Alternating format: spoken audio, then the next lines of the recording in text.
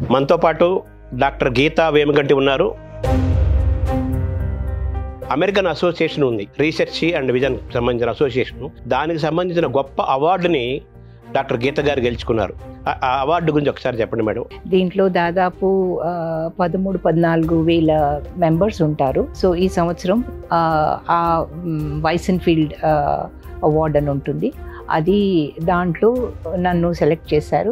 Next year ఈ award talk deliver చేస్తాను నేను. నమస్కారం. మనతో పాటు డాక్టర్ గీతా వేమగంటి ఉన్నారు. వారు ఐ పెథాలజీలో ఎండీ చేశారు. సెంట్రల్ యూనివర్సిటీలో హెల్త్ సైన్సెస్కి డీన్గా ఉన్నారు. అలాగే చాలా ముఖ్యమైన విషయం ఏంటంటే అమెరికన్ అసోసియేషన్ ఉంది, అది రీసెర్చ్ అండ్ విజన్ సంబంధించిన అసోసియేషను. అది చాలా ప్రెస్టీజియస్ అసోసియేషను. దానికి సంబంధించిన గొప్ప అవార్డుని డాక్టర్ గీత గారు గెలుచుకున్నారు. ఇంతవరకు ఆ అవార్డును గెలుచుకున్న భారతీయులు ఒక్కరు కూడా లేరు. మొట్టమొదటిసారిగా ఒక భారతీయులకి ఈ అవార్డు వచ్చింది. అది డాక్టర్ గీత గారు ఒక్కరే. గీత గారిని అడిగి ఆ అవార్డు యొక్క ప్రాముఖ్యత, అలాగే ఆవిడ కంటి వైద్య నిపుణులుగా, శాస్త్రవేత్తగా కంటిని ఏ విధంగా కాపాడుకోవాలి, కంటి జబ్బులు భారతదేశంలో ఏ విధంగా ఉన్నాయి, మనకు తెలియకుండా ఎటువంటివి ఉన్నాయి, ఇటువంటి అంశాలను తెలుసుకుంటూ నివారణోపాయాలు కూడా తెలుసుకుంటూ కంటికి సంబంధించిన వైద్యంలో పరిశోధనలు ఏ విధంగా జరుగుతున్నాయి, దాంతోపాటు ఆవిడ జీవితము, ఆవిడ ప్రేరణ పొందిన అంశాలు, ఇవన్నీ కూడా మనం ఈరోజు డాక్టర్ గీత గారి ద్వారా తెలుసుకునే ప్రయత్నం చేద్దాం. నమస్కారం మేడం. నమస్కారం. ముందుగా మీకు అభినందనలు. థ్యాంక్స్ అండి. భారతీయులుగా మొట్టమొదటిసారిగా ఈ అవార్డుని ఎంపిక అయిన మొట్టమొదటి డాక్టర్ మీరు. ఇదే ఫస్ట్ టైం కదా మన ఇండియాకి రావడం అవార్డు. అలాగే మీరే మొట్టమొదటి వ్యక్తి అండ్ ఓన్లీ వన్ డాక్టర్. అవునండి. ఆ అవార్డు గురించి ఒకసారి చెప్పండి మేడం. అవార్డు అసోసియేషన్ ఏంటి, ఎందుకు మీకు మిమ్మల్ని సెలెక్ట్ చేశారని? ఒక అసోసియేషన్ ఉందండి, association for research in vision and ophthalmology. దీంట్లో దాదాపు 13-14 వేల మెంబర్స్ ఉంటారు. సో దాంట్లో అంతా రీసెర్చ్ ప్రజెంట్ చేస్తారు. అబౌట్ సగం మంది యుఎస్ నుంచి, సగం మంది వేరే దేశాల నుంచి ఉంటారు. సో దానికి అవార్డ్స్ ఉంటాయి. ప్రతి సంవత్సరం కొన్ని అవార్డ్స్ అనౌన్స్ చేస్తారు. దానికి కొంతమందిని వాళ్ళ వర్క్, పబ్లిష్ అయిన వర్క్ ద్వారా వాళ్ళని నామినేట్ చేస్తారు. నామినేట్ చేసిన తర్వాత ఒక అవార్డ్ కమిటీ దాన్ని స్క్రీనింగ్ చేస్తుంది, వాళ్ళు అనౌన్స్ చేస్తారు. సో ఈ సంవత్సరం ఆ వైసెన్ఫీల్డ్ అవార్డ్ అని ఉంటుంది. అది దాంట్లో నన్ను సెలెక్ట్ చేశారు. నెక్స్ట్ ఇయర్ ఈ అవార్డ్ టాక్ డెలివర్ చేస్తాను నేను. అదండి.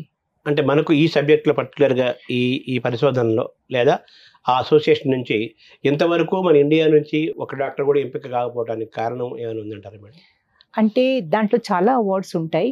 వేరే అవార్డ్స్ వేరే డాక్టర్స్కి వచ్చాయి. ఇప్పుడు డాక్టర్ జిఎన్ రావు, కొంతమంది వేరే డాక్టర్స్ ఉన్నారు, వాళ్లకు కమ్యూనిటీ ఆఫ్థల్మాలజీ వాటిలో గ్లోబల్ అవార్డ్స్ కొన్ని వచ్చాయి. ఈ ప్రత్యేకంగా వైసెన్ఫీల్డ్ రీసెర్చ్ గురించి నాది ఫస్ట్ వచ్చింది. సామాన్యుడికి అర్థం అవ్వాలంటే ఇది దేని మీద మీరు చేసిన పరిశోధన మేడం? అంటే నా జర్నీ లాస్ట్ 25 ఇయర్స్ నుంచి నేను ఐ మీద రీసెర్చ్ చేశానండి. ఫస్ట్ టైం మన ఇన్ఫెక్షన్స్ ఉంటాయి కంటి లోపల. దాని తర్వాత స్టెమ్ సెల్ ట్రీట్మెంట్ కోసమని నేను మా కొలీగ్ డాక్టర్ వీరేంద్ర సాంగ్వాన్ కలిసి ఒక సెల్స్ గ్రో చేసేసి, కెమికల్ ఇంజరీస్ ఉంటాయి కదా, బ్లీచింగ్ పౌడరు, ఈ ఆల్కలీస్ అన్ని కంట్లో పడితే కంట్లో పొర వచ్చేస్తుంది, కనపడదు. దానికోసమని వాళ్ళ మంచి కంటి నుంచి కొంచెం భాగం తీసుకొని దాన్ని గ్రో చేసి మేము ట్రీట్ చేసాము. సో మోర్ దాన్ 1000 పైన కేసెస్ ట్రీట్ చేసాము. స్టెమ్ సెల్ ట్రీట్మెంట్ ఉన్నది, ఇదేమో పేషెంట్స్కి వాడుకున్నది. మిగతాదేమో బెంచ్ వర్క్ అంటారు, రీసెర్చ్లోనే ఉన్నది. అది క్యాన్సర్, ఒక కంటి లోపల ఒక ట్యూమర్ ఉంటుందండి, ఆ చిన్నపిల్లలకు వస్తుంది, రెటినోబ్లాస్టోమా అంటారు. ఆ రెటినోబ్లాస్టోమా మీద చాలా ఒక దాదాపు 15-20 ఏళ్ళ నుంచి రీసెర్చ్ చేస్తున్నాము. సో ఇప్పుడు దాని మీద కూడా పబ్లికేషన్స్ చాలా వచ్చాయి, అవార్డ్స్ వచ్చాయి, గ్రాంట్స్ వచ్చాయి. అలాగే ఇంటర్నేషనల్ అటామిక్ ఎనర్జీ ఏజెన్సీ ఉంది, యుఎన్ ఒక పార్ట్, వాళ్ళు రేడియేషన్తోని డ్యామేజ్ అయిన వాటికి ఏమైనా స్టెమ్ సెల్ ట్రీట్మెంట్ ఉందా అంటే అది కూడా ఒక కంటిలో టియర్స్ గురించి అది కూడా ఒక రీసెర్చ్ చేస్తున్నాము.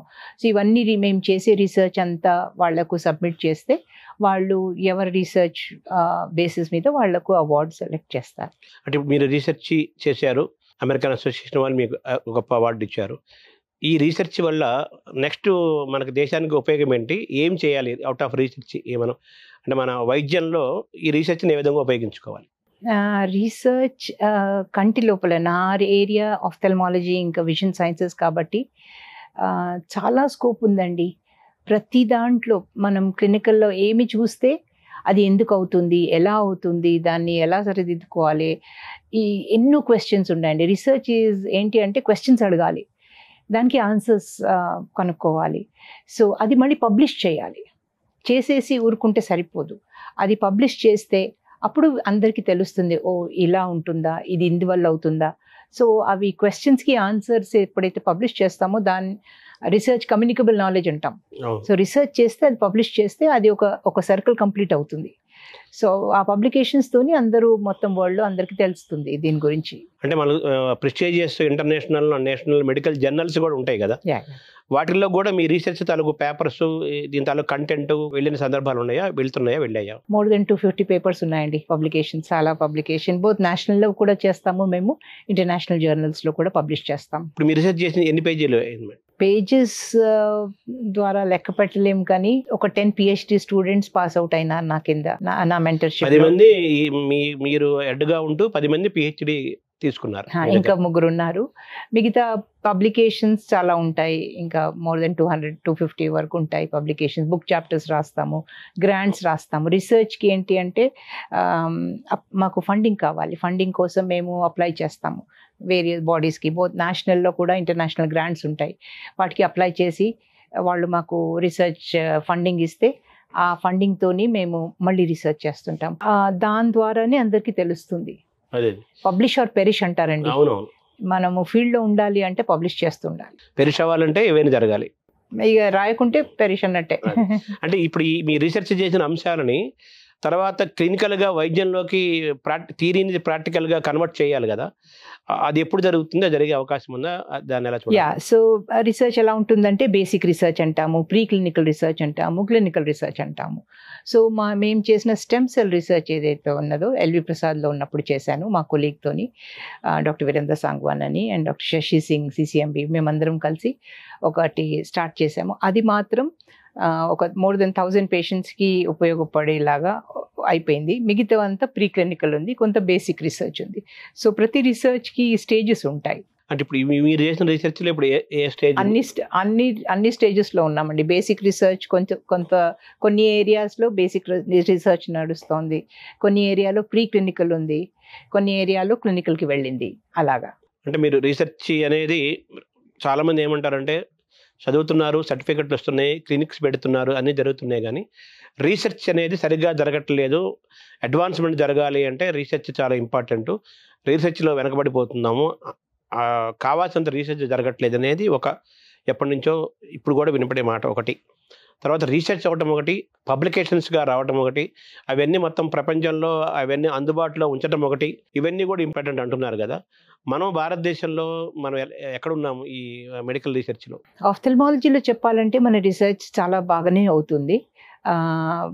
చాలా కొన్ని ఇన్స్టిట్యూట్స్లో ఉంటాయండి, ఇన్స్టిట్యూట్ బేస్డ్ రీసెర్చే ఎక్కువ అవుతుంది. ప్రాక్టీస్లో రీసెర్చ్ చేయడం కొంచెం కష్టం, ఎందుకంటే వాళ్ళకు పేషెంట్ ఓరియంటెడ్, ట్రీట్మెంట్ ఓరియంటెడ్ ఉంటుంది. సో ఎల్వి ప్రసాద్లో, శంకర్ నేత్రాలయాలో, అరవింద్ ఐ హాస్పిటల్, ఎయిమ్స్లో, PGI చండీగఢ్, అలా అన్ని ప్లేసెస్లో ఎక్కడైతే పెద్ద ఇన్స్టిట్యూట్స్ ఉన్నాయో ఆ ఇన్స్టిట్యూట్స్లో చాలా బాగా రీసెర్చ్ అవుతుంది. బేసిక్ రీసెర్చ్ చేయాలి, దాని తర్వాత ప్రీ క్లినికల్ ప్రూఫ్ చేయాలి, దాని తర్వాత క్లినికల్ రీసెర్చ్కి వెళ్ళాలి. అలా చేస్తున్నాము.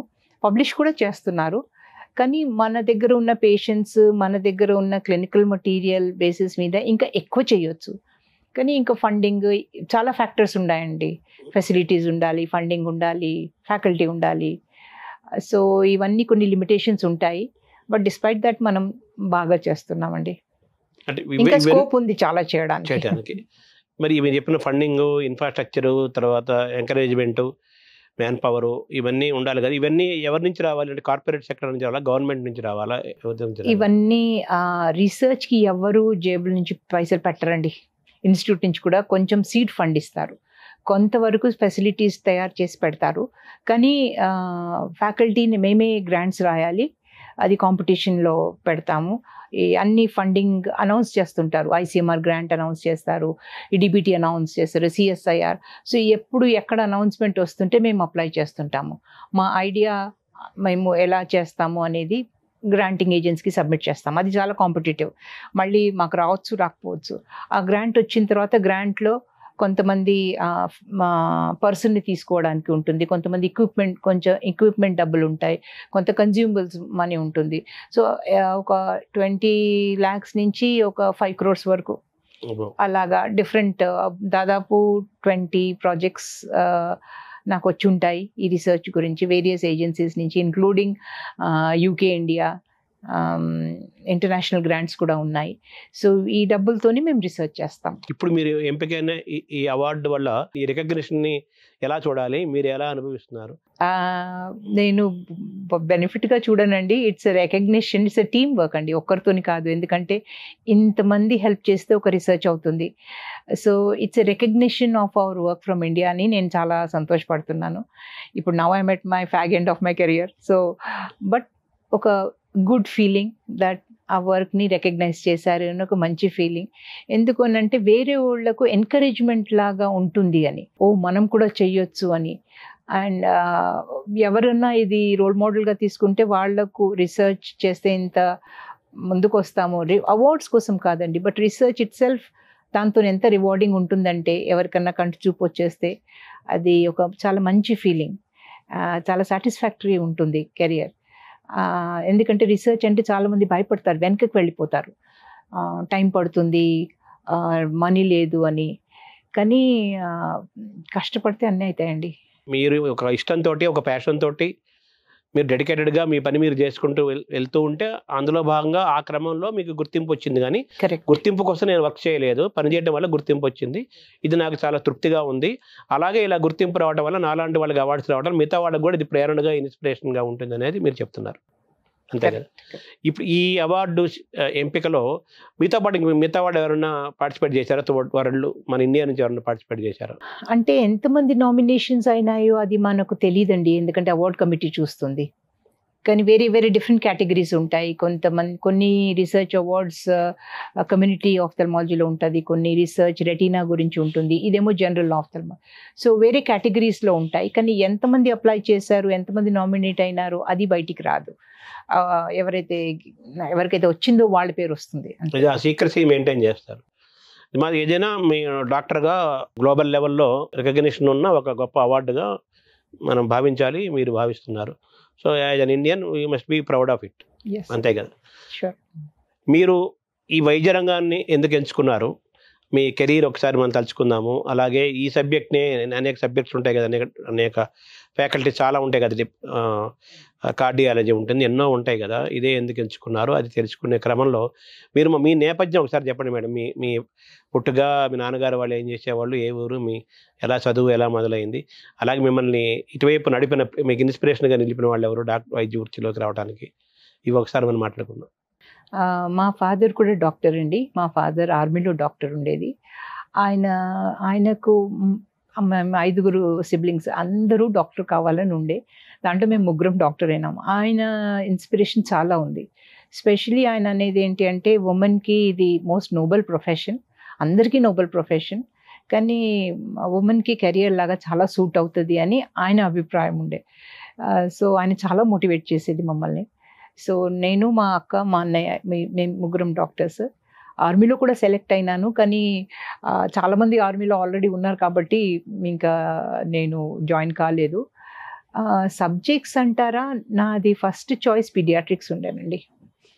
వైట్ కోట్ వేసుకున్నప్పటి నుంచి నేను ఒక పీడియాట్రిషియన్ అవుతాను అనే ఒక డ్రీమ్ ఉండేది నాది. అండ్ ఎండి పీడియాట్రిక్స్ కూడా నాకు వచ్చింది, మెరిట్ సీట్లో వచ్చింది, నేను జాయిన్ అయినాను. కానీ ఆల్రెడీ ఐ వాజ్ మ్యారీడ్ ఇంటర్న్షిప్లో. ఫర్ డిఫరెంట్ రీజన్స్ నేను రాజస్థాన్లో ఎక్కడైతే చదివానో అక్కడి నుంచి నేను వాపస్ ఆంధ్రప్రదేశ్, ముందు ఆంధ్రప్రదేశ్కి వచ్చాను. కానీ నేను ఇక్కడ చదవలేదు కాబట్టి నాన్ లోకల్ అయిపోయినాను. సో ఇక్కడ 2 times రాసినా నాకు పీడియాట్రిక్స్ రాలేదు. సో నాకు వేరే క్లినికల్ సబ్జెక్ట్స్ మీద అంత ఇంట్రెస్ట్ లేకుండే. నా second subject was pathology. So ఇది ఒక్కటి నేను అందరికీ చెప్తాను ఏంటంటే, సెకండ్ సబ్జెక్ట్ తీసుకుంటే అదేదో డిఫీట్ లాగా అనుకోవద్దు. దాంట్లో కూడా ఏ సబ్జెక్ట్ తీసుకున్నా దాంట్లో చాలా ప్రాస్పెక్ట్స్ ఉంటాయి. నేను ఉస్మానియాలో డిప్లొమా చేశాను, నిమ్స్లో ఎండీ చేశాను. నిమ్స్లో ఎండీ చేసేటప్పుడు ప్రొఫెసర్ రత్నాకర్ గారు అండ్ డాక్టర్ జిఎన్ రావు గారు, ఎల్వి ప్రసాద్ చైర్మన్ గారు, వీళ్ళిద్దరూ నన్ను చాలా గైడ్ చేశారు. ఐ పెథాలజీలో నా థీసిస్ కూడా ఐ పెథాలజీల మీద ఉండే. అప్పటి నుంచి నాకు చాలా ఐ పెథాలజీ మీద ఇంట్రెస్ట్ వచ్చింది. అంటే నాన్నగారు డాక్టర్ కదా, అంటే ఆయన ఏం స్పెషలైజేషన్ ఏంటి?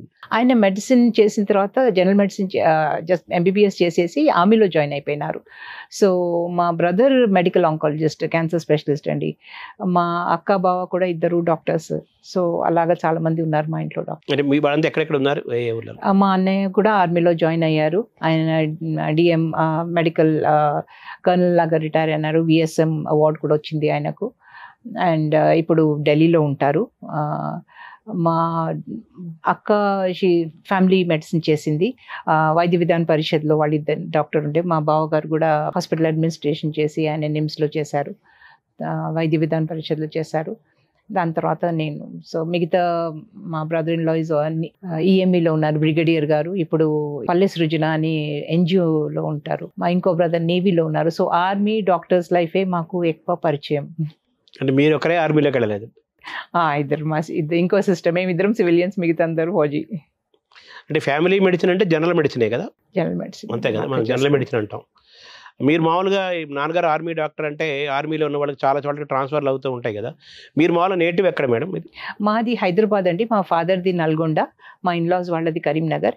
కానీ 4th క్లాస్లో అప్పుడు తెలంగాణ ఎడ్యుకేషన్ అప్పుడు మా ఫాదర్ అనుకున్నారు చాలా డిస్టర్బెన్స్ ఉంది అనేసి మమ్మల్ని అజ్మీర్, ఆయన నసిరాబాద్ పోస్టింగ్ అప్పుడు మమ్మల్ని అక్కడికి తీసుకువెళ్ళారు.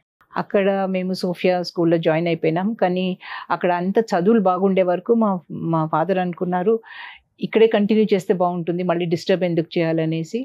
వాళ్ళు, మా పేరెంట్స్ చాలా సాక్రిఫైస్ చేశారండి. ఆయన NEFA posting, Bhutan posting, Ladakh posting అన్నీ తీసుకొని 7 years సెపరేటెడ్ ఫ్యామిలీ లాగా మా మదర్ని అక్కడ ఉంచారు. దాని తర్వాత మేము ఇక మళ్ళీ హాస్టల్కి వెళ్ళిపోయినాం. సో అందుకనే మా చదువు డిస్టర్బ్ కాకుండా వాళ్ళు చాలా సాక్రిఫైస్ చేశారు. ఇంటర్మీడియట్ అవన్నీ ఎక్కడ చదువుకున్నారు? 10th అవన్నీ మీరు? 4th class ఆన్వర్డ్స్ రాజస్థాన్ అండి. Sophia higher secondary school and then medical college. So ఎక్కువ మీ అనుబంధం రాజస్థాన్తో ఎక్కువ? ఎస్. మీ చైల్డ్హుడ్, టీనేజ్ అంతా అక్కడే? అవునండి. తర్వాత ఎంబీబీఎస్ అవన్నీ? ఎంబీబీఎస్ కూడా అక్కడే చేశాను. ఇక్కడ ఉస్మానియాలో నేను డిప్లొమా చేశాను. దాని తర్వాత ఎండి నిజామ్స్ నుంచి చేశాను. అంటే మీరు ఈ మెడికల్ ఫీల్డ్ ఎంచుకొని ఇందులో చదువుకోవడానికి మీ నాన్నగారే మీకు మెయిన్ ఇన్స్పిరేషన్, ప్రేరణ. తర్వాత ఎండి ఎక్కడ చేశారు? ఎండి నిజామ్స్లో చేశానండి, Nizam's institute of medical sciences, Hyderabad. Paediatrics అంటే చిన్నపిల్లల వైద్యం కదా? అవునండి. చిన్నపిల్లల వైద్యం నుంచి మీరు కంటి వైద్యంలోకి మారారు. అదే చెప్తున్నాను కదండి, ఇష్టమైతే అదే ఉండే. First choice was paediatrics. కానీ రాజస్థాన్లో దొరికింది నాకు మెరిట్ సీట్. కానీ ఇక్కడికి నేను నాన్ లోకల్ అయిపోయే వరకు నాకు సీట్ దొరకలేదు. నేను రాసాను ఎంట్రన్స్, నాకు రాలేదు. సో అందుకని నేను సెకండ్ చాయిస్ పెథాలజీగా తీసుకున్నాను. నేను ఎందుకు మీకు పీడియాట్రిక్స్ అంటే అంత ఇష్టం? రీజన్ ఉండదు, కానీ పిల్లల్ని ట్రీట్ చేయడము ఒక లైవ్లీనెస్ వస్తుంది అండ్ ఇట్స్ వెరీ సాటిస్ఫైయింగ్. అంటే మామూలుగా పెథాలజీ అనేది అందరికీ బాగా పరిచయమైన, చాలామంది తెలుసు, జనరల్ నాలెడ్జ్ ఉన్న వాళ్ళకి పెథాలజీ అనే పేరు తెలుసు. కానీ ఐ పెథాలజీ అనేది చాలా మందికి తెలియదు యాక్చువల్గా. కరెక్ట్, అది కరెక్ట్ అండి. అంటే ఎట్లయితే సర్జికల్ ఫీల్డ్స్, మెడికల్ ఫీల్డ్స్ అన్ని డివైడ్ అయిపోయినాయో, ఇప్పుడు పల్మనాలజీ, ఆర్థోపెడిక్స్, ఇవన్నీ న్యూరాలజీ ఉంటారు కదా, వాటిలో ఉన్న కేసెస్ అయితే వస్తాయి, టిష్యూస్ వస్తాయో దాన్ని అర్థం చేసుకొని దాన్ని డయాగ్నోస్ చేయడానికి మా స్పెషలైజేషన్స్ కూడా పెరగాలి. సో హెమటోపెథాలజీ, న్యూరోపెథాలజీ, నెఫ్రోపెథాలజీ, అలాగా పెథాలజీ స్పెషలైజేషన్స్ కూడా పెరుగుతున్నాయి. సో నాకు ఆఫ్థల్మాలజీలో వీళ్ళిద్దరు ట్రైనింగ్ ఇచ్చారు కాబట్టి నేను కూడా దాంట్లోనే కంటిన్యూ చేశాను. కాకల సుబ్బారావు గారితో కూడా మీకు అనుబంధం ఉందా? కరెక్ట్ అండి. నేను ఎండి చేసిన తర్వాత నాకు చిన్నపిల్లలు ఉన్నారు, నాకు అంత ఇంటెన్స్ వద్దు, నాకు కొంచెం లైట్ జాబ్ ఉండాలి అని అనుకున్నాను. అప్పుడు కాకర్ల సుబ్బారావు గారు అప్పుడే మెడ్విన్కి జాయిన్ అయ్యారు డైరెక్టర్గా. సో ఆయనను కలిస్తే ఆయన అన్నారు అక్కడికి వచ్చేసి. సో ఒక 4 years నేను మెడ్విన్లో చేశానండి జనరల్ పెథాలజీ. అప్పుడు నన్ను టాటా ఇన్స్టిట్యూట్ కూడా పంపించారు. టాటా హాస్పిటల్కి క్యాన్సర్ డయాగ్నోసిస్ గురించి ఆంకోపెథాలజీ అంటాము. ఆ ట్రైనింగ్ కూడా తీసుకున్నాను. బాగా ఉండే. మళ్ళీ 98లో డాక్టర్ జిఎన్ రావు గారు అన్నారు, మాకు పెథాలజిస్ట్ అవసరం ఇప్పుడు, నువ్వు వస్తావా అని అడిగితే నేను అప్పుడు ఇంకా ఆలోచించుకొని, టైం ఎక్కువ ఉంటుంది అదొక్కటే ఉండే, బట్ నా రీసెర్చ్ మాత్రం ఎల్వి ప్రసాద్కి జాయిన్ అయినప్పటి నుంచే అవుతుందండి. అంటే that environment is very stimulating. చాలా కేసెస్ వస్తాయి. చాలా జనరల్ పెథాలజీ నుంచి కంపేర్ చేస్తే చాలా తక్కువ. మాకు జనరల్ పెథాలజీలో హెడ్ టు ఫుట్ చాలా మెటీరియల్ వస్తుంది డయాగ్నోసిస్కి, చాలా బిజీ ఉంటాం. అదే ఐ పెథాలజీకి చాలా తక్కువ మెటీరియల్ ఉంటుంది. సో యాజ్ అ పెథాలజీ స్టార్టింగ్లో చాలా నేను ఎందుకు షిఫ్ట్ అయినాను దీనికి అని కొంచెం హెసిటేషన్ అయింది. బట్ దెన్ దాంతోపాటు క్లినికల్ వర్క్తో పాటు రీసెర్చ్ కూడా చేస్తే అప్పుడు అర్థమైంది. ఇన్ఫ్యాక్ట్ డాక్టర్ అశోక్ గారు అనేసి ఉస్మానియాలో ఉంటారు. సో నేను ఆయనని అడిగాను, మా సార్ని, ఇలా నాకు ఆపర్చునిటీ ఉంది, ఐ పెథాలజీ హెడ్గా రమ్మంటున్నారు, మళ్ళీ నేను డీవియేట్ అయిపోతే ఎలా ఉంటుంది నా కెరియర్ అని అంటే డాక్టర్ అశోక్ గారు అన్నారు, నేను అదే మిస్టేక్ చేశానమ్మా, నాకు హెమటోపెథాలజీలో ఎక్స్పర్టీస్కి అవకాశం ఉండే, కానీ నేను అన్నిట్లో రొటేట్ అయినాను. నువ్వు ఎలా తీసుకోవాలంటే ఒక సబ్జెక్ట్ తీసుకుంటే దాంట్లో you should be the last word, నువ్వు దాంట్లో ఎంత డీప్గా వెళ్తే అంత బాగుంటుంది అని ఆయన నన్ను చాలా ఎంకరేజ్ చేశారు. సో అప్పుడు నేను దెన్ ఐ డిసైడెడ్, ఇంట్రెస్ట్ ఉండే కానీ ఒక హెజిటేషన్ ఉంటుందండి, కెరియర్ డిసిషన్స్లో కొంచెం హెజిటేషన్ ఉంటుంది. అది ఓవర్కమ్ అయిన తర్వాత then starting first 1 or 2 years ఆ టైమింగ్స్ అవి అలవాటు అయిపోయిన తర్వాత కెరియర్ చాలా బాగా పైకి వచ్చిందండి. అంటే మీరు డాక్టర్ కావాలి అనేది మీ నాన్నగారి యొక్క ఆశయము, ఆయన ఆలోచన, అలాగే ఆయన ప్రేరణ. అయితే మీకు తర్వాత, మీ నాన్నగారి తర్వాత మిమ్మల్ని బాగా ఇన్స్పైర్ చేసిన వాళ్ళ పేర్లు చెప్పాలంటే ఎవరి పేర్లు చెప్తారు? నేను ప్రొఫెసర్ రత్నాకర్ గారు నన్ను ఐ పెథాలజీ టీచ్ చేశారు. డాక్టర్ జిఎన్ రావు గారు అసలు మొత్తం నాకు ఆపర్చునిటీ ఇచ్చింది. ఎల్వి ప్రసాద్లో నన్ను ఇన్స్పైర్ చేసింది, నువ్వు 5 years తర్వాత నువ్వు ఎక్కడుంటావు అని అలా ప్లాన్ చేయాలి, ఇంకా చిన్న చిన్న గ్రాంట్స్ కాదు, నువ్వు పెద్ద పెద్ద గ్రాంట్స్ రాయాలి, ఇంకా పెద్దగా ఆలోచించాలి, అలా చాలా ఇన్స్పైర్ చేశారు. Administration wise doctor Kakarla Subbarao was very good అండి, చాలా గుడ్ అడ్మినిస్ట్రేటర్ ఉండేది. టైం మేనేజ్మెంట్, డిసిప్లిన్, సో అందరి దగ్గర నుంచి కొంత నేర్చుకుంటాం. ప్రొఫెసర్ బాలసుబ్రహ్మణ్యం గారు అని ఉండేది, రీసెర్చ్ డైరెక్టర్ ఎల్వి ప్రసాద్లో. ఆయన కమాన్ ఇంకా ఎక్కువ గ్రాంట్స్ రాయాలి, ఇంకా ఎక్కువ గ్రాంట్స్ రాయాలి. సో అలా ఒకటి అయిపోయే లోపల మేము ఇంకా 3 grants రాసేది. సో ఆ కల్చర్, రీసెర్చ్ కల్చర్ ఉంటుందండి, అది కొన్ని ఇన్స్టిట్యూట్లో లీడర్షిప్తోనే వస్తుంది. అది I experience that in LV Prasad. Was very fortunate అక్కడ అవకాశం దొరికినందుకు. ఎల్వి ప్రసాద్ దగ్గర ఇన్స్టిట్యూట్ ఎన్నేళ్ళు ఉన్నారు? ఆల్మోస్ట్ 13 years ఉన్నామండి. చాలా పీరియడ్. మెడ్విన్లో 4 years. కెరీర్ ప్రారంభంలో మెడ్విల్ ఉన్నారు. అది జనరల్ ప్రాక్టీస్ కోసం చాలా బాగున్నా, క్లినికల్ ప్రాక్టీస్ కోసం it was very good base అండి. ఎక్కువ పీరియడ్ మీరు ఇక్కడే ఉన్నారు ఎల్వి ప్రసాద్ నుంచి. మళ్ళీ 2010లో నన్ను యూనివర్సిటీ నుంచి ఆపర్చునిటీ వచ్చిందండి. ప్రొఫెసర్ హస్నైన్ గారు అడిగారు, మేము we want you to come and build the school of medical sciences అని స్టార్ట్ చేశారు. వాళ్ళది క్లినిషియన్ సైంటిస్ట్ ఉంటే అక్కడ బాగుంటుంది అని అలాగా ఇన్విటేషన్ పిలిస్తే అప్పుడు నేను మళ్ళీ ఇంకొక career shift. So as a women or as a clinician కొంతమంది లైఫ్లో చాలా ట్విస్ట్ అండ్ టర్న్స్ వస్తాయండి, బట్ దాంతో భయపడే అవసరం లేదు. Every turn is for a good change అని అనుకోవాలి. ఆపర్చునిటీస్ తోని భయపడొద్దు అని నేను అంటాను. సెంట్రల్ యూనివర్సిటీకి ఇప్పుడు మీరు డీన్ గా ఉన్నారు కదా? సెంట్రల్ యూనివర్సిటీలో డిఫరెంట్ స్కూల్స్ ఉంటాయండి. నేను స్కూల్ ఆఫ్ మెడికల్ సైన్సెస్ కి డీన్ గా ఉన్నారు. అయితే క్లినికల్ ప్రాక్టీస్ అంటే మామూలు అందరికి అర్థమయ్యే భాషలో చెప్పాలంటే డాక్టర్గా ఒక హాస్పిటల్ పెట్టుకోవాలి, లేదా ఏదో హాస్పిటల్లో రోగుల్ని చూడటం క్లినికల్ ప్రాక్టీస్.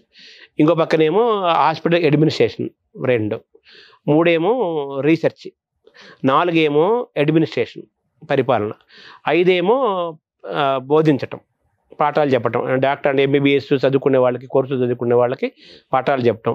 వీటన్నిటిలో కూడా మీ ప్రయాణం సాగింది అంతే కదా? కరెక్ట్ అండి.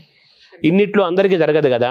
కొంతమంది కేవలం వాళ్ళు ప్రాక్టీస్ చేస్తూనే ఉంటారు, కొంతమంది కేవలం రీసెర్చ్ చేస్తారు, కొంతమంది మెడికల్ ప్రొఫెసర్స్ కానీ కొంతమంది ఉంటారు, కొంతమంది అడ్మినిస్ట్రేషన్లో ఉంటారు. మీరు clinical practice, administration, research, teaching, ఇలా మల్టీగా మీరు ప్రయాణం చేస్తున్నారు కదా, ఈ మల్టీగా చేయడం అనేది మీకు ఛాలెంజ్ అవ్వలేదా, లేకపోతే ఏదో ఒకదాన్ని ఎంచుకుంటే సరిపోతుంది కదా అనిపించలేదు ఎప్పుడు మీకు? అంటే ఎల్వి ప్రసాద్ 2 ఉండేది, క్లినికల్ రీసెర్చ్ 2 పెరిగే వరకు 2 చేయగలుగుతానా అని ఒక డైలమా వస్తుంటుందండి. కానీ దాంతో ఏంటి అంటే కొంచెం మనం we have to work extra hard. ఎక్కువ కావాలి అని అంటే ఎక్కువ కష్టపడాలండి. Extra mile, you have to walk that extra mile, correct. So దానికోసం భయపడితే మాత్రం యూ వోంట్, అంటే రీసెర్చ్ చేసే అవసరం లేదు. కానీ ఒకసారి మనకు అలవాటు అయిపోతే మనం చేయకుండా ఉండలేం. అది లాంగ్ వర్కింగ్ చేస్తున్నప్పుడు అయ్యో ఇంకొక గ్రాంట్, పిహెచ్డి స్టూడెంట్స్ కావాలి అని అంటే వాళ్ళ కోసం డబ్బులు కావాలి, రీసెర్చ్ కావాలి, సో గ్రాంట్స్ అప్లై చేయాలి. సో ఆ కల్చర్ చాలా సాటిస్ఫాక్షన్ అండి. అండ్ ఇక్కడ యూనివర్సిటీలో ఇప్పుడు ఆటోమెట్రీ కోర్స్ ఉంది, మాకు పబ్లిక్ హెల్త్ ఉంది. వాళ్ళకు కూడా అదే చెప్తాను, మీరు ఎక్కడ వెళ్ళినా మీకు ఇండస్ట్రీకి వెళ్ళొచ్చు, రీసెర్చ్కి వెళ్ళొచ్చు, టీచింగ్కి వెళ్ళొచ్చు, అన్నిటికీ. కానీ కొంతమందిని మనం ఇన్స్పైర్ చేస్తే క్లినిషియన్ సైంటిస్ట్ అనేది మనం మాట్లాడుకున్నట్టు తక్కువ మంది ఉన్నారండి. ఆ క్లినిషియన్ సైంటిస్ట్ కార్డర్ కొంచెం ఇంకా పెరగాలి. అది ఇంకొంత పెరిగితే, ఇన్ఫ్లుయెన్స్ చేయగలిగితే అది చాలా బాగుంటుంది అని. ఇది పెరగాలి, రీసెర్చ్ కూడా జరగాలి, రీసెర్చ్ జరగాలి. అండ్ అందరికీ ఇన్స్టిట్యూట్స్లో కొంచెం కల్చర్ పెంచుకుంటే, రీసెర్చ్ కల్చర్ అందరికీ ఉంటుంది కోరిక, కానీ ఎలా చేయాలి, మాకు ఫెసిలిటీస్ లేవు కదా అని కొంచెం హెసిటేట్ చేసి వెనకకు వెళ్ళిపోతారు. సో అకాడమిక్ ఎక్సలెన్స్ తర్వాత మనకు ప్రొఫైల్ కూడా ఇంపార్టెంట్ కదా. అంటే క్లినికల్ క్వశ్చన్స్ అందరికీ ఉంటాయండి. టీమ్ వర్క్ అండి, you to build a team. సైంటిస్టులు కావాలి, స్టూడెంట్స్ కావాలి, పేషెన్స్ ఉండాలి, పర్సీవియరెన్స్ ఉండాలి, గ్రాంట్స్ రాసే ఓపిక ఉండాలి, కొలాబరేటివ్ మైండ్ ఉండాలి. సో ఇవన్నీ ఐ థింక్ ఆ జర్నీ టీచర్స్ యూ అండి. అంటే మామూలుగా డాక్టర్ ప్రొఫెషన్ అనగానే బాగా డబ్బులు సంపాదించే ప్రొఫెషను అనేది ఒక ముద్ర. లాయర్లు ఎలా ఉన్నా ముందు డాక్టర్ వరకు తీసుకుంటే డాక్టర్లకు బాగా డబ్బులు సంపాదించే ప్రొఫెషను. అందుకే సొంతంగా క్లినిక్లు పెట్టుకోవడం, చిన్న క్లినిక్ పెట్టి తర్వాత మల్టీ స్పెషల్ హాస్పిటల్ పెట్టడం, మిలీనియల్ అయిపోవడం, తర్వాత బ్రాంచెస్ పెట్టడం, తర్వాత ఒక బ్రాండ్ బిల్డ్ చేయడం, ఆ బ్రాండ్తో చైన్ ఆఫ్ హాస్పిటల్స్ పెట్టడం, చైన్ ఆఫ్ స్టార్ హోటల్స్ లాగా ఇలా నడుస్తున్న వ్యవస్థ మనం చూస్తున్నాం కదా. బాగా డబ్బులు ఇచ్చే ప్రొఫెషన్గా డాక్టర్ ప్రొఫెషన్ అంటారు. మామూలుగా మీరు ఈ ప్రాక్టీస్లో ఉంటే, క్లినికల్ ప్రాక్టీసు, హాస్పిటల్ కట్టుకోవడం, ఇలా ఇదిలో ఉంటే ఎక్కువ డబ్బులు సంపాదించే అవకాశం ఉంటుంది కదా. దానికంటే మీరు ఎందుకు ఈ రీసెర్చ్ వైపు, టీచింగ్ వైపు మరలేరు మీరు? డబ్బులు వస్తాయేమో కానీ జాబ్ అండ్ కెరియర్కి ఒక డిఫరెన్స్ ఉంటుందండి. Job gets you money. Career ఏంటి అంటే మనం ఒక ఐడెంటిటీ ఉంటుంది, ఒక సబ్జెక్ట్లో ఎక్స్పర్టీస్ వస్తుంది, సాటిస్ఫాక్షన్ ఉంటుంది. అదొక జర్నీ అండి. డబ్బులు కరెక్టే, మీరు చెప్పినట్టు చాలా అవకాశాలు వచ్చినాయి. మీరు రాండి మేడం, మనం ఓపెన్ చేద్దాం ల్యాబ్. మా జూనియరే అన్నారు, నేను బ్లాంక్ చెక్ ఇస్తాను, మీరు ఎంత కావాలంటే రాసుకోండి అంటే. ఇంకోటి మన మైండ్ సెట్ కూడా ఉంటుంది. మేబీ మా ఫ్యామిలీలో అంతా సర్వీస్ ఓరియంటెడ్ మెంటాలిటీ ఉన్నదేమో, మా ఫ్యామిలీ కల్చర్ ఏమో జాబ్ ఓరియంటేషన్ ఉందేమో అనుకుంటున్నాను. అది కూడా ఒక రీజన్ ఉండిండొచ్చు. కానీ work culture is more important, career is more important than money అండి. అంటే జాబ్ ఓరియంటేషను, అలాగే నాలెడ్జ్ ఓరియంటేషను, దాని ద్వారా పొందే హ్యాపీనెస్ అనే దాన్ని మీరు జెనెటిక్గా మీకు వచ్చేసింది, అంతే కదా. నేచర్ నర్చర్ అండి. అంటే అందరి దగ్గర టాలెంట్ ఉంది. ఆ టాలెంట్ వాళ్ళు దేంట్లో వాడుకుంటారు, ఎలా వాడుకుంటారు, దాన్ని బట్టి ఉంటుందండి. Everyone has to put the talent to best use. కొంతమంది వెరీ గుడ్ క్లినిషియన్స్ ఉంటారు, they are good at that, they should excel. లేకుంటే ఇంతమంది మన ఇండియాలో పేషెంట్స్ని ఎవరు చూస్తారు, అందరు రీసెర్చ్ చేయలేరు కదా. అన్ని కేటగిరీస్లో ఎక్స్పర్ట్స్ కావాలండి. గుడ్ టీచర్స్ కావాలి, గుడ్ క్లినిషియన్స్ కావాలి, గుడ్ రీసెర్చర్స్ కావాలి, గుడ్ అడ్మినిస్ట్రేటర్స్ కావాలి. సో ఏ ఫీల్డ్ తీసుకున్నా దాంట్లో చాలా స్కోప్ ఉంటుంది. We have to give our best. LV Prasad institute చాలా ప్రెస్టీజియస్ ఇన్స్టిట్యూట్. ఇప్పుడు కన్ను అనగానే సరే శంకర్ నేత్రాలయం కొంతమంది గుర్తుంటుంది, చాలా మందికి ఎల్వి ప్రసాద్ గుర్తుంటుంది. అది ఒక సినానిమ్ అయిపోయింది. అవునండి. మీరు ఆ 13 సంవత్సరాల పాటు ఎల్వి ప్రసాద్లో మీరు ఏమేమి బాధ్యతలు చూసేవారు? అంటే నేను అక్కడ ఐ పెథాలజీ డిపార్ట్మెంట్ ఉంది కదా, అది నేను గ్రో చేశాను. I was the head. నాకంటే ముందు ఒక క్లినిషియన్ ఉండేది, ఆయన నుంచి తీసుకున్నాను. సో ఐ పెథాలజీ మాకు ఒక 150 స్పెసిమెన్స్ నుంచి 5000 స్పెసిమెన్స్ వరకు రావడం మొదలైంది. వేరే ఇన్స్టిట్యూట్స్ వాళ్ళు కూడా శాంపిల్స్ పంపించడం మొదలు పెట్టారు. సో ఐ పెథాలజీ డిపార్ట్మెంట్ని చాలా మంచిగా ప్రోగ్రెస్ అయింది దాంట్లో. అది కాక స్టెమ్ సెల్ రీసెర్చ్ స్టార్ట్ చేశాను అక్కడ. దట్ ఐ స్టార్టెడ్ 2001లో. ఇన్ఫ్యాక్ట్ డాక్టర్ అబ్దుల్ కలాం గారు మా ఒక ఫెసిలిటీని ఇనాగ్రేట్ కూడా చేశారు. సో ఆయన ఎప్పుడు అడిగేది, రెటీనా ఎప్పుడు చేస్తారమ్మా మీరు, రెటీనా ఎప్పుడు సో అక్కడ culture was very good. Stem cell lab start చేసాము, చాలా గ్రాంట్స్ చేసాము, క్లినికల్ వర్క్ కూడా వెళ్ళింది. సో అక్కడ బేసిక్ చేసాము, ప్రీ క్లినికల్ చేసాము అండ్ క్లినికల్కి చేసాము అక్కడ. అంటే ఎల్వి ప్రసాద్ ఇన్స్టిట్యూట్లో ఇంత మల్టీగా మీరు వర్క్ చేసిన వాళ్ళని మీరు ఎలా వదులుకున్నారు మిమ్మల్ని వాళ్ళు? వదులుకున్నారంటే నాకు ఇక్కడ వాళ్ళు పిలిచారు కాబట్టి, యూనివర్సిటీలో పిలిచినప్పుడు నేను ఐ హ్యాడ్ దిస్ డైలమా అండి. అప్పుడు కూడా నాకు వన్ మోర్ క్రాస్ రోడ్స్ మీద ఉన్నాను, వెళ్ళాలా వద్దా అని. నేను అనుకున్నాను ఇక్కడ ఆఫ్థల్మాలజీలోనే చేస్తున్నాను కదా, అక్కడ ఇంకా ఎక్కువ ఫీల్డ్స్లో ఎక్స్పాండ్ కావచ్చు అనే ఉద్దేశంతో వెళ్ళాను. ఇంకొకటి, మనకు కావాల్సింది చేయాలా, ఎవరైనా వాళ్ళకు అవసరం ఉన్నది అని చేయాలా, అది కూడా ఒక డైలమా ఉంటుందండి. డాక్టర్ జీఎన్ రావు అన్నారు, ఎలా ఉంటావు అక్కడ, నువ్వు ఎంత ప్రొటెక్టెడ్ ఎన్వైరన్మెంట్ నుంచి బయటకు వెళ్తున్నావు, ఎలా ఉంటావు అని అన్నారు. అక్కడ ఛాలెంజెస్ నాకు తెలీదు యూనివర్సిటీ వెళ్ళే ముందు, కానీ యూనివర్సిటీ ఆపర్చునిటీస్ అది ఒక క్యాన్వస్, పెద్ద క్యాన్వస్ అండి.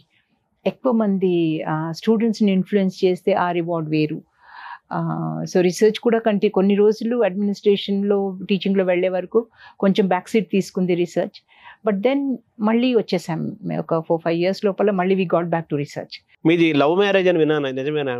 అది ఎలా? అవునండి, మా ఫాదర్ ఫ్రెండ్, మా నాన్నగారు అప్పుడు before going to the army ఆయన స్టేట్ సర్వీస్లో ఉండేది. అప్పుడు మా మామయ్య, he was a tahsildar at that time. అయితే వాళ్ళ పిల్లలు మేమంతా చాలా క్లోజ్గా ఉండేది. కానీ మేము ఇక్కడి నుంచి వెళ్ళిపోయినాం, హైదరాబాద్ 4th classలో నేను వెళ్ళిపోయినాను.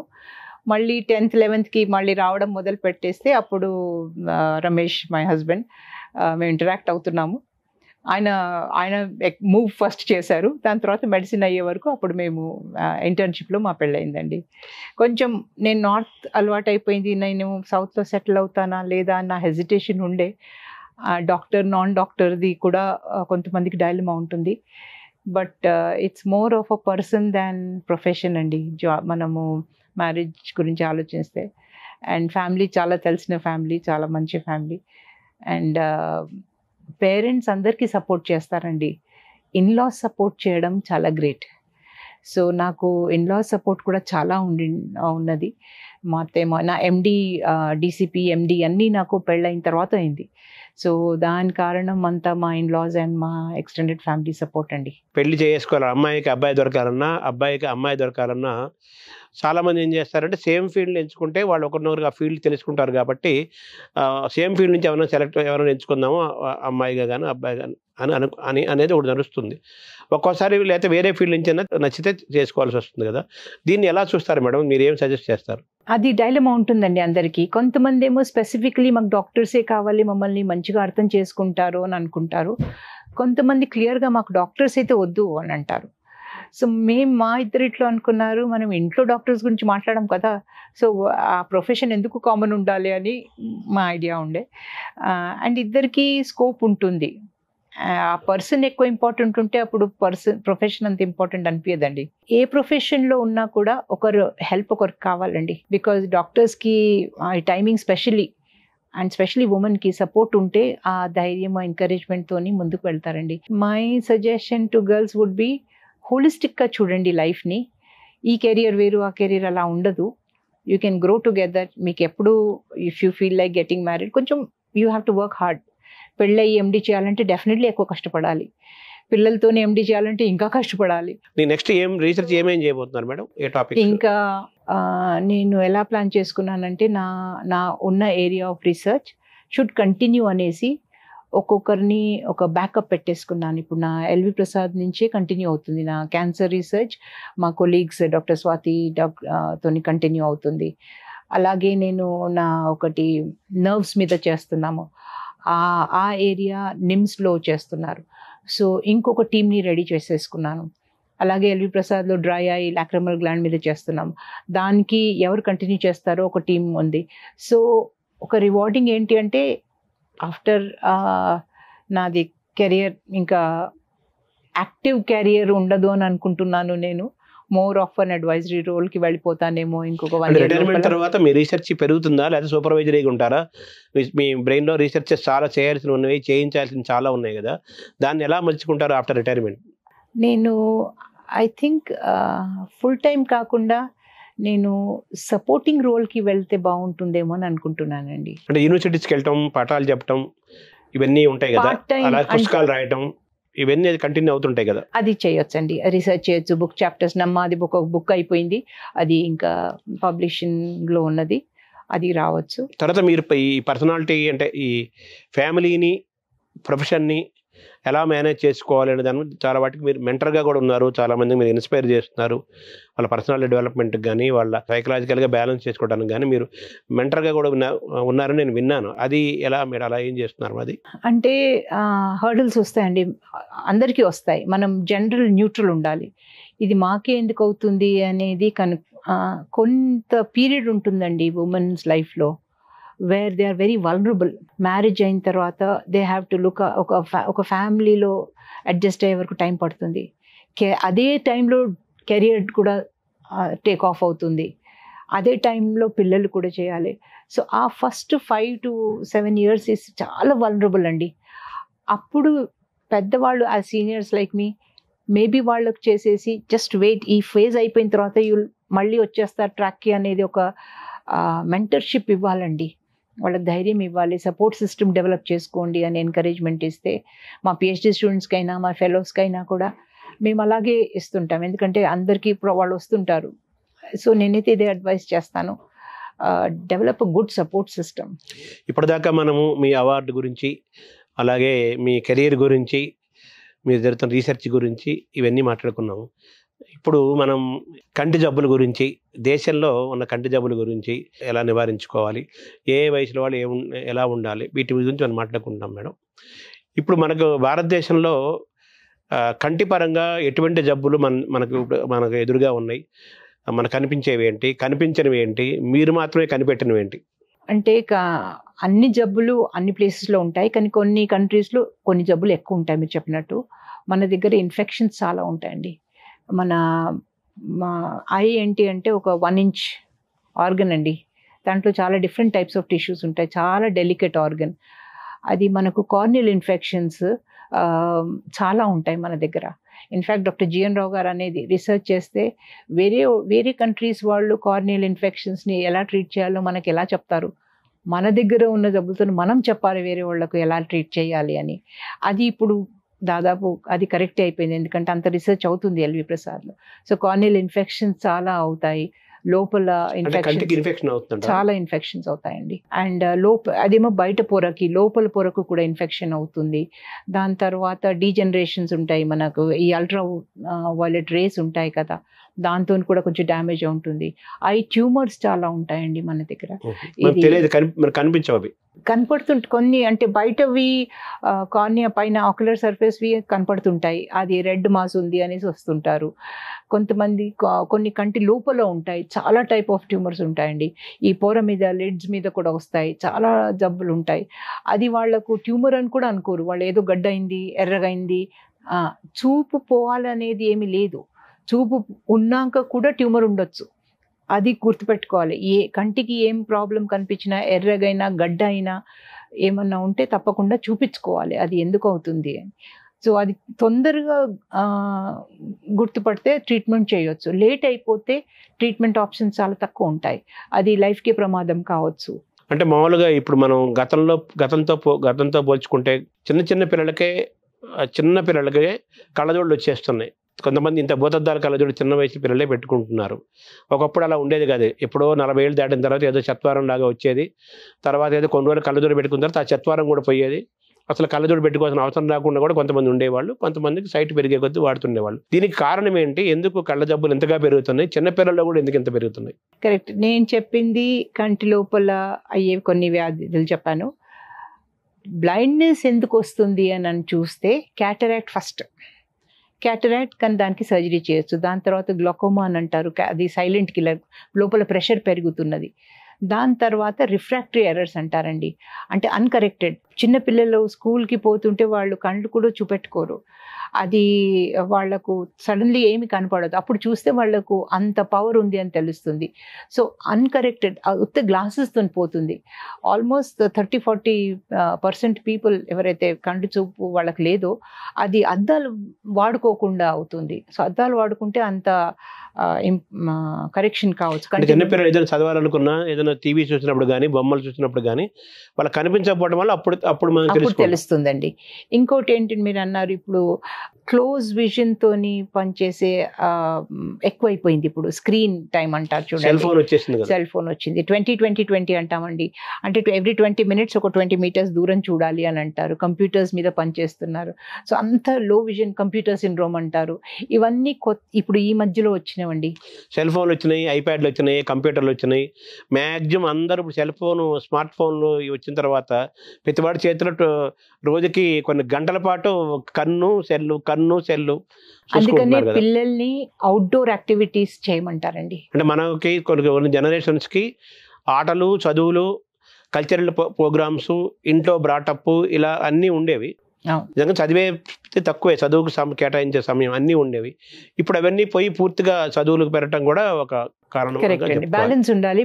అవుట్డోర్ యాక్టివిటీస్ మాత్రం, గేమ్స్ మాత్రం ఇట్స్ మస్ట్ అండి. టీమ్ ప్లే బయట ఉంటుంటే, అంటే ఒక వయసు వచ్చిన తర్వాత కంటికి కొంచెం చూపు తగ్గుతూ ఉంటుంది, వైద్యం చేస్తూ ఉంటారు, జాగ్రత్తలు పాటిస్తారు. అది మళ్ళీ మాట్లాడుకుందాం, అది వేరు. అది వేరే సబ్జెక్ట్.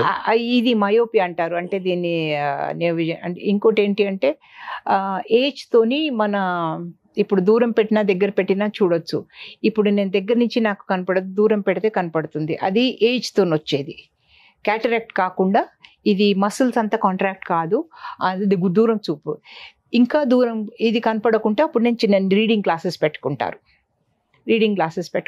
దాని తర్వాత ఇంకా క్యాటరాక్ట్ ఏమైనా ఉంటే అవి ఉంటుంది. చిన్న పిల్లలు ఏంటి అని అంటే వాళ్ళు గ్లాసెస్ పెట్టుకుంటే తప్ప వాళ్ళకు బోర్డు కనపడదు, ఇంతనే కనపడుతుంది, వాళ్ళకి దూరంది కనపడదు, అలాగుంటుంది. సో చిన్నపిల్లలకి కంటి పరంగా ఎటువంటి ఇబ్బందులు రాకుండా వాళ్ళ విజన్ బాగుండాలంటే ఏమేం చేయాలి, ఏమేం చేయకూడదు, డూస్ అండ్ డోంట్స్ మీరేం చెప్తారు? ఫస్ట్ ఈజ్ డివైసెస్ తగ్గించేసాలండి, అంటే సెల్ ఫోన్లు ఇవన్నీ. అండ్ అవుట్డోర్ యాక్టివిటీస్ పెంచాలి. దాని తర్వాత ఇది వైటమిన్ డెఫిషియన్సీస్ అంటారు. వైటమిన్ ఎంత కలర్ వెజిటబుల్స్ ఉంటాయో అంత మంచిది. పచ్చగా ఆకుపచ్చది, పసుపచ్చది, క్యారెట్, ఇలాంటివి అన్ని. అండ్ ఇంకోటి కెమికల్స్ అండి. మన ఇండియాకి వచ్చిన స్పెషల్ 2 ఫెస్టివల్స్లో చాలా కంటి దెబ్బలు అవుతాయి. ఒకటేమో దీపావళికి, ఇంకొకటి హోలీకి. ఆ కెమికల్స్ అంతా పడేసి చాలా ఎల్వి ప్రసాద్ అయితే ఎక్స్ట్రా క్లినిక్ పెట్టుకుంటారండి ఆ దీపావళికి ఇంజురీస్తోని. అది అవాయిడ్ చేయాలి. I injuries. అవుట్డోర్ యాక్టివిటీస్ చేయాలి.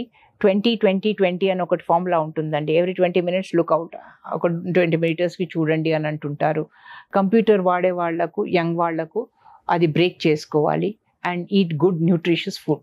ఇది పిల్లలకు సంబంధించి. అంటే మామూలుగా మీరు చెప్పిన 20-20 అంటే ప్రతి 2 నిమిషాలకి ఒక సెల్ ఫోను లేదా పుస్తకం చదవటము, ఐప్యాడ్ చూసిన తర్వాత అంటే వాళ్ళ ఎడ్యుకేషన్ కరిక్యులంలో భాగం కూడా ఒకసారి చూడాల్సి వస్తుంది. సరే, ఊరికే చూసేవాళ్ళు కూడా కొంతమంది ఉంటారు. సరే, ఎవ్రీ 20 నిమిషాలకు ఒకసారి కంటికి రెస్ట్ ఇవ్వాలంటారు, అంతే కదా? బ్రేక్ చేసి దూరం చూడాలి. అంటే ఐ కాంటాక్ట్ లుక్ మార్చాలి.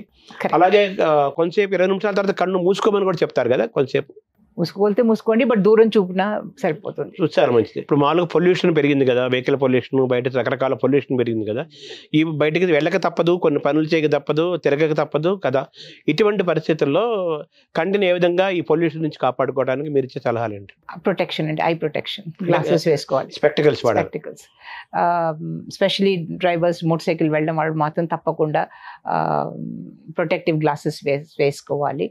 అండ్ ఎక్కువ వచ్చేసి ఐ వాష్ చేసుకొని ఇంట్లో జస్ట్ కోల్డ్ వాటర్తో వాష్ చేసుకొని, అది పొల్యూషన్లో ఏమైతే చెప్పలేము.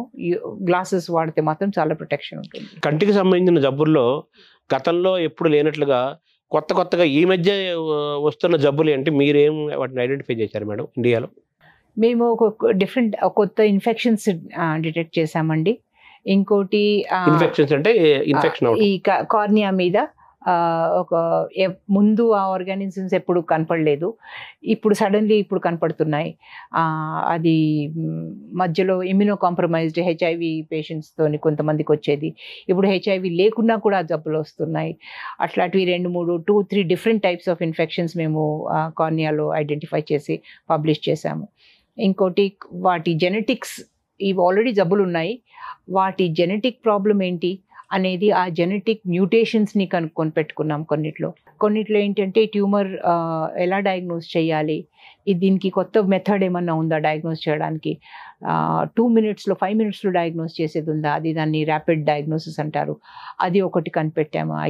అంటే మీరు కొత్తగా ఐడెంటిఫై చేస్తున్న ఈ ఇన్ఫెక్షన్స్ వీటికి తగ్గట్టుగా మన వైద్యము, చికిత్స, మందులు, సర్జరీ ఇవన్నీ మనకు అందుబాటులో ఉన్నాము మనం ఇండియా ఉన్నాయండి. ఇది టీమ్ వర్క్ అండి, నేను ఒక్కదాన్ని కాదు. క్లినిషియన్స్, మైక్రోబయాలజిస్ట్ ఉంటారు, వాళ్ళు దాన్ని డయాగ్నోసిస్ చేస్తారు, దాన్ని కల్చర్ చేస్తారు. క్లినిషియన్ దాన్ని ఎలా ట్రీట్ చేయాలి, ఏ యాంటీబయాటిక్ వాడాలి అని చూస్తారు. మేమందరం కలిసి అది పబ్లిష్ చేస్తాం. ఇదా ప్రెజెంట్ అవుతుంది, ఇదా మైక్రోబయాలజీ చేయాలి, ఇది పెథాలజీ చేయాలి, ఇలా ట్రీట్ చేయాలి, ఎన్ని కేసెస్ అయినాయి. సో ఈ మోస్ట్లీ రీసెర్చ్ అంతా టీమ్ వర్క్ ఉంటుందండి, అందరం కలిసి చేస్తాము. అప్పుడు మాకు అన్ని ఆస్పెక్ట్స్ అర్థమవుతాయి ఒక డిజీజ్ గురించి. అంటే గతంలో మనకు కొన్ని జబ్బులు మాత్రమే ఉండేవి, మనుషులకి తెలిసేవి ఉన్నటువంటి తెలిసేవి. ఇప్పుడు మెడికల్ అవేర్నెస్ పెరుగుతోంది, డాక్టర్స్ పెరుగుతున్నారు, స్పెషలైజేషన్స్ పెరుగుతున్నాయి గతంలో కంటే. అయితే క్యాన్సర్స్ కూడా ఇప్పుడు క్యాన్సర్ పేషెంట్స్ పెరుగుతున్నారు. ఎప్పుడప్పుడు మొత్తం ఆంధ్ర స్టేట్ మొత్తానికి ఒక క్యాన్సర్ హాస్పిటల్ ఉంటే చాలా ఎక్కువగా ఉండేది. ఇప్పుడు మామూలు క్లినిక్స్ లాగా క్యాన్సర్ హాస్పిటల్ కూడా పెరుగుతున్నాయి కదా. క్యాన్సర్ అనేది మామూలు బ్లడ్ క్యాన్సర్, ఇలా రకరకాల క్యాన్సర్స్ అంటారు.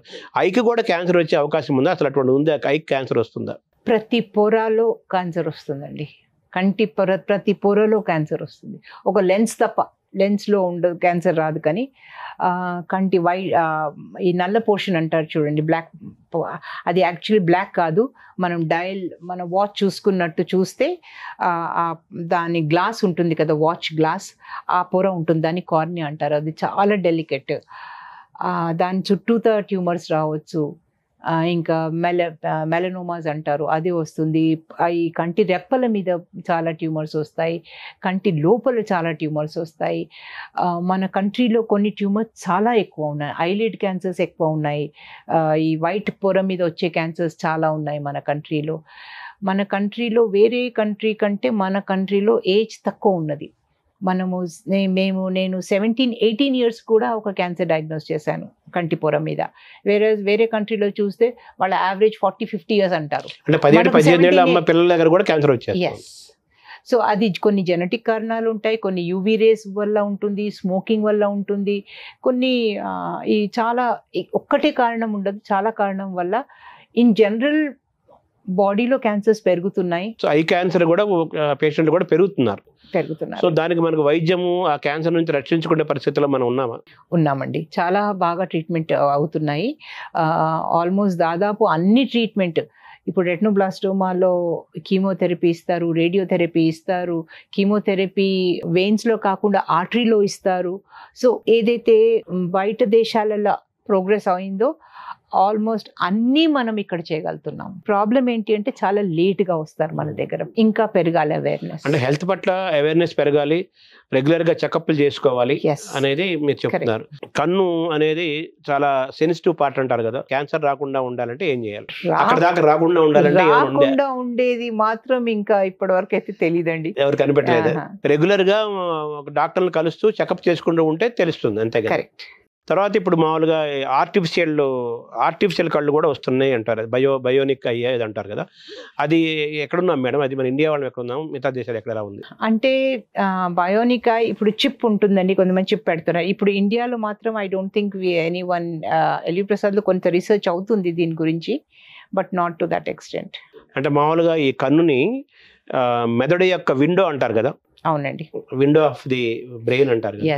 అంటే ముందే కన్ను చూస్తుంది, కొన్ని మెదడు కంటే ముందు కన్ను చూస్తుంది అంటారు కదా, అది నిజమేనా మేడం? అది కరెక్ట్. అంటే రెటీనా మనం ఆఫ్థల్మోస్కోపీ పెట్టి ఐను చూస్తే బాడీ, బికాజ్ అక్కడ ఉన్న ఆర్టరీస్, రెటీనాలో ఉన్న ఆర్టరీస్ అది ఒక్కటే మనకు కనపడుతుంది. బాడీలో ఎక్కడ ఆర్టరీ కూడా కనపడదు. రెటీనా ఆర్టరీని మనం డైరెక్ట్ చూడగలుగుతాం.